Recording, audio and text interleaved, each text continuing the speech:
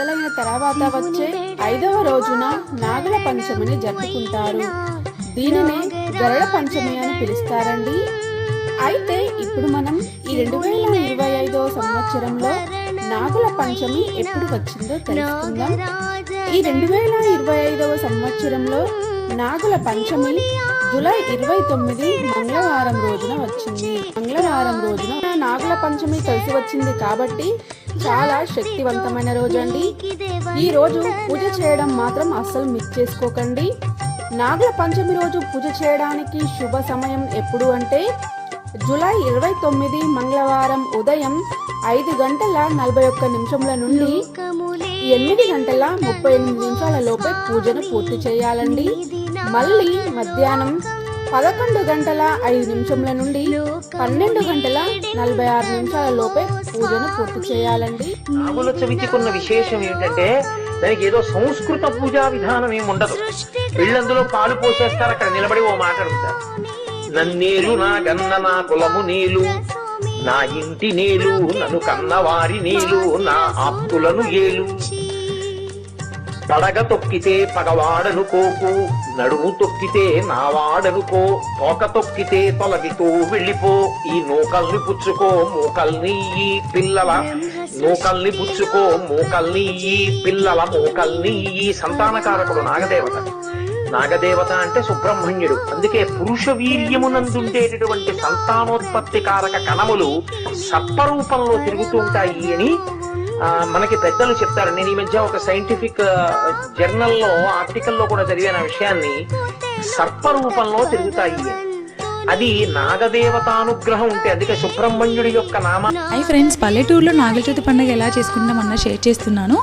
ఇక్కడ ఆ రోజంతా ఉపవాసం ఉంటామండి మేమైతే. ఇక్కడ పుట్టకెళ్తున్నప్పుడు కొబ్బరి, బెల్లము, నువ్వుల పిండి, తెల్ల సలిపిండి, నానబెట్టుకున్న పెసరపప్పు, వీటితో పాటు పసుపు, కుంకుమ, పువ్వులు ఇవన్నీ కామన్ అండి. టెంకాయ, ఇక్కడ దూదితో చేసిన మాల, ఇది ఖచ్చితంగా తీసుకెళ్ళాలి పుట్టకు వెళ్తున్నప్పుడు. ఇంకా నూలు పోగు. ఆ రోజంతా ఉపవాసం ఉండి మరుసటి రోజు ఉదయం నిండుకుండా అన్నం తింటారండి మా సైడ్ అయితే. లేకపోతే పుట్టలోకి పాలు పోసినప్పుడు అక్కడే కొంచెం ప్రసాదం తినేస్తే ఇంకా ఉపవాసం విరమించుకున్నట్టు. పుట్ట దగ్గర ఈ విధంగా 3 రాళ్ళను తీసుకొని పూజించాము. తర్వాత ఈ యొక్క తీసుకెళ్ళిన చీరను పుట్ట మీద పెట్టుకున్నామండి.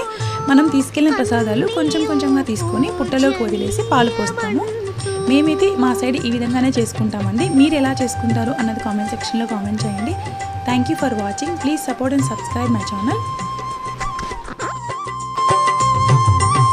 శక్తి నుండి త్రిమూర్తుల జననము జరిగిన అనంతరం,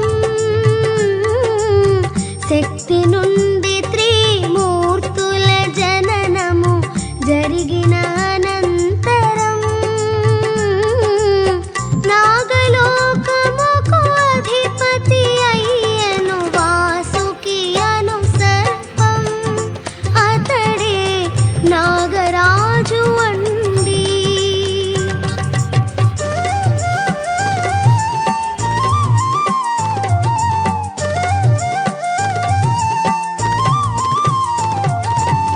దేవాసురులు అమృతమధనము సాగించే సమయం, దేవాసురులు అమృతమధనము సాగించే సమయం, మందరగిరికి వాసుకి తాడుగా కడలి చిలికి రండి, అంతటా ఉద్భవించే లక్ష్మి.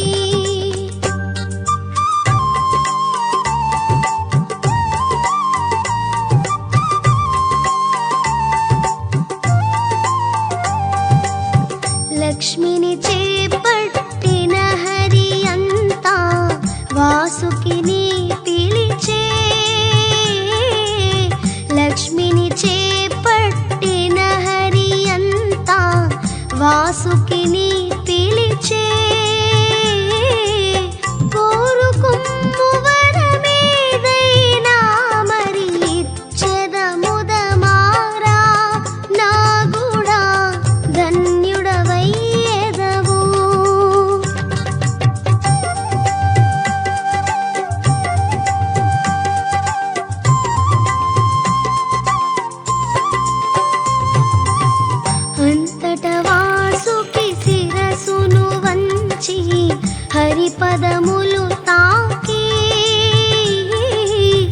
అంతట వాసుకి శిరసును వంచి హరిపదములు తాకి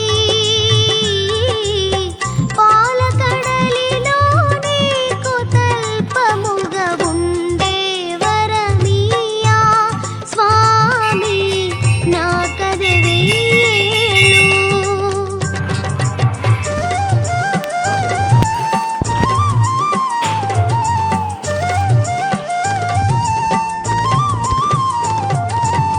గరళము మింగిన శివుడు అంతటా తాను కవరమిచ్చే.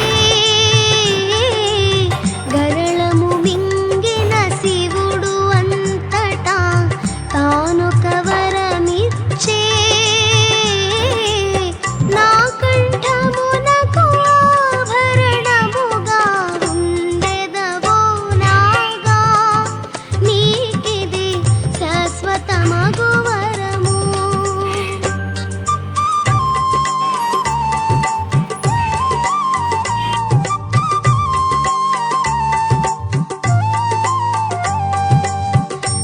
హరిహరులిచ్చిన వరగర్వముతో నాగజాతి అంతా. హరిహరులిచ్చిన వరగర్వముతో నాగజాతి అంతా.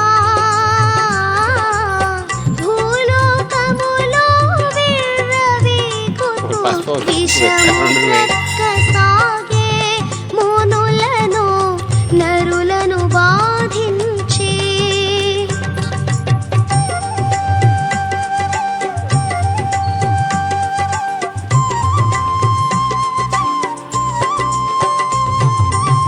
దాని ఫలితమే పరీక్షిత శాపము తక్షకునాగమనం. దాని ఫలితమే పరీక్షిత శాపము తక్షకునాగమనం. గణమే జయుడు క్రోధము తోడా జరిపెను ఒక యాగం. అదే కదా మహాసర్పయాగం.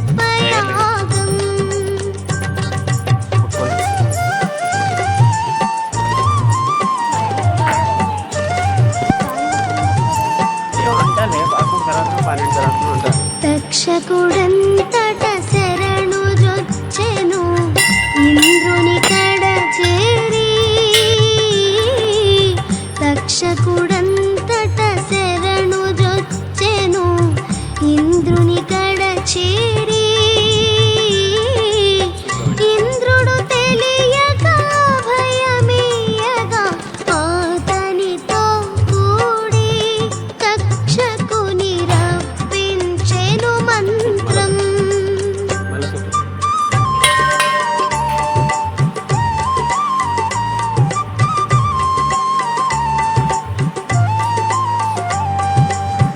అంతట ఇంద్రుడు భయకంపితుడై శరణు కోరె హరిని. అంతట ఇంద్రుడు భయకంపితుడై శరణు కోరె హరిని. హరి ఆ యజ్ఞమున పెంచి ప్రీతిగా పలికేను. అదే ఈ కథకు నాంది పలికే.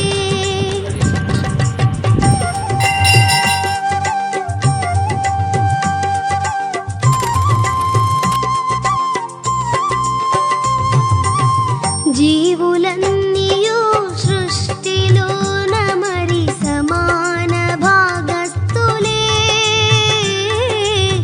జీవులన్నీయు సృష్టిలోన మరి సమాన భాగస్థులే. విషగర్వముతో నరులను తరమగ తగదు నాగులారా. మీకిది పాటి కాదు భువిని.